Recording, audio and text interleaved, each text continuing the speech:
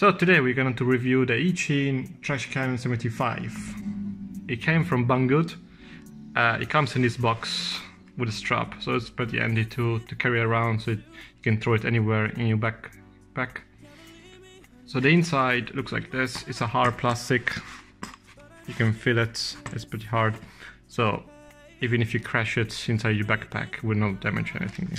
So inside we got some props, screwdrivers, extra lead for the power, and I suppose that tools here is to remove the props, a manual, which I will follow later, a USB to charge batteries, and we have inside an Eachine battery, which is a 40C 80C probably burst, 3.8 volts, 300 milliamps, high V, so high voltage. Another one, and another one, 3 so far, and another one. So it comes with 4 batteries. So you got these compartments over here, and then here is the drone, the little trash can, 25 millimeters. So here we have brushless motors, which are the I'm not sure which one are they. I need to double check on the specs, but this one has a camera with a VTX that you can change between 20 and 25 and 200 milliwatts, which is pretty good. It's very compact. It feels pretty robust. It doesn't feel like it's going to break, so it has some flex. Underneath here we got just a Crazy Bee F4 Pro with OSD, and yeah, USB to kind of check the beta flight, potentially upgrade it. But before doing that, I'm just going to go to plug it in, pair it, and then give a fly. Looking at the documentations, we can see that the VTX has a few buttons over there, here, so you can change, and over here as well you can see the status of which settings you set it up. So if you're looking, this is the back of it. Over here, down here, where's my finger is here, you can see there is a little button there, and then you will be able to change channels and configure your VTX. And the motors are actually Eachine TC0803 kV 1500, so the brushless, and you actually have 2 sockets for the battery, so we will have to plug 2 batteries inside. Hopefully the lifetime of the flight, it will be pretty good. So now we're going to try to bind this drone to my Tyrannis, as I chose the Free Sky version. On the instructions is pretty clear how to do it, but it is like still the old-fashioned way where you have to power up and then press a tiny buttons that I'm going to show that is inside here, down here. I put my tweezers, but this is kind of like a very tedious and not user-friendly way to bind the drone to actually use Tyrannis. But here they offer another options, which is saying with the Betafly 4.0 you can actually connect it to the flight controller, and then on the console you can actually type bind, and then it will start binding. So today we're going to try to do the binding via the console and see if it actually works. So I actually start the binding on my Betafly configurator. The light started to kind of go left and right, something inside is blinking green. So let's give a try here on my Tyrannus. Let's try to go down here. Let's change it to 8 and try to bind. Channeled. Let's try 16.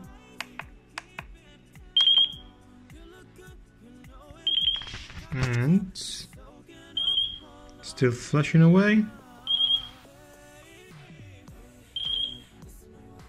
I don't see anything changing.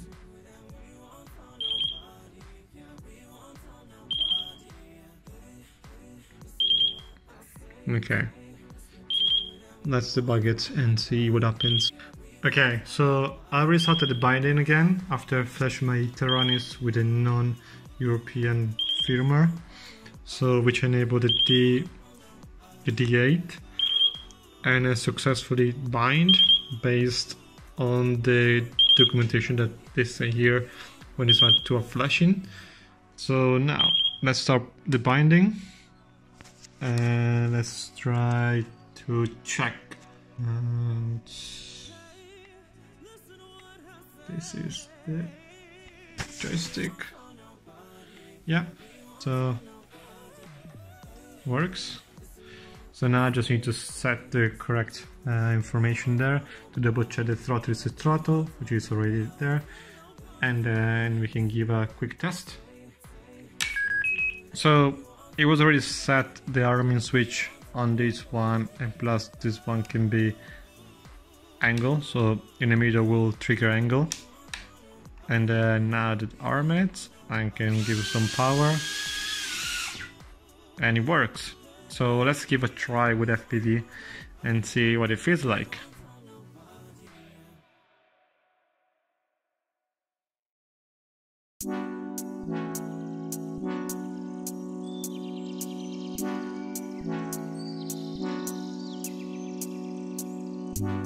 I can't see the issue. Yeah, believe me, I need to keep myself alive, but I don't need to kiss you. Hey, we can make it tonight. So initial flight, it does pretty good. I'm not that great pilot in very tight space. I think I need to get used to also to the throttle and to the thrust of these motors, but I reckon this can be a pretty decent indoor flight. But potentially today I'll give a try outside and see what it feels like, and then I'll share the video of the camera. The only thing is this battery position is not very great, it's not very secure, but I can't do anything out at the moment. So if you're looking for an indoor drone that it will not damage your house or whatever you fly into or eat into people, this is pretty compact robust. Like it doesn't, like, you know, doesn't break, like it doesn't feel like cheap. It's pretty robust and compact, and it has all the different, you know, protection for antennas here, an extra sleeve. The camera is also fully protected, but there is some little protection in front of it. It feels like it's some dumping, so it might not oscillate too much, so the video might look good. But yeah, look at that on my video from outside, and you can basically judge yourself for what you get. It's a pretty good beginning or even indoor fun drone to start with.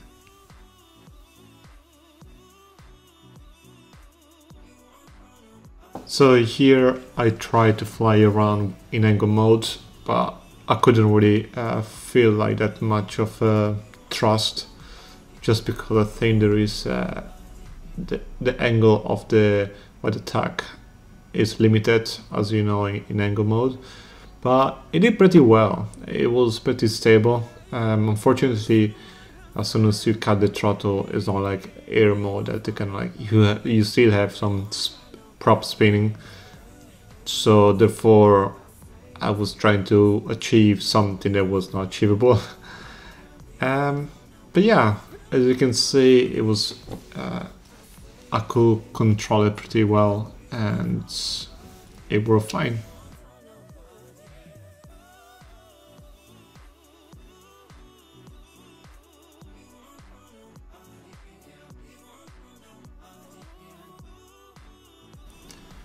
And now here I'm trying to fly in air mode. I'm just trying to get a feeling of what kind of rates are actually preset, because I don't want to kind of like get stuck in some of the branch. Here I'm coming up and trying to do a roll, which surprisingly has a very fast rate.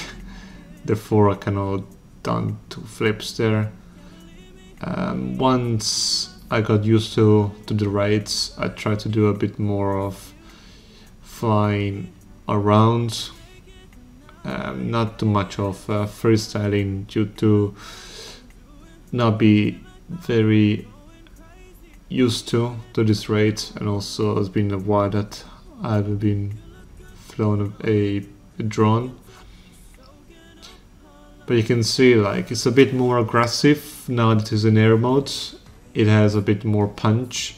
Actually I can feel it as soon as I can I can aim forward and give more throttle. It'll basically go and just do what I want.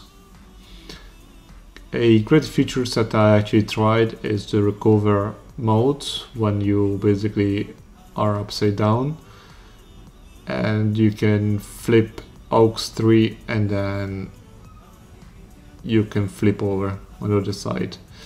I think you will see, I think now when they touched, and then I now try to do turtle mode.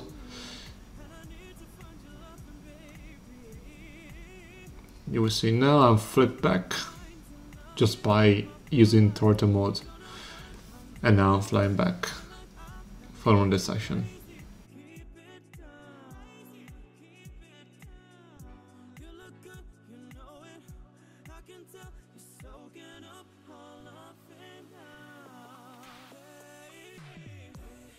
So here I basically trying the second batch of batteries. You have to use 2 of them at the same time to reach 2S. More or less the amount of time that you have to fly around is about 3 or 4 minutes. So it depends how much you punch with the throttle and how much you want to, you know, use the battery. About 3 minutes is kind of like safer, but keep an eye on your voltage on the top right. It was pretty well done. As for me, as not my kind of drones. I mean, I prefer to have like a bit more powerful drone, like the one that I built myself. But to be fair, this is a very good one for someone who would like to start from scratch, or even understands how to fly in air mode.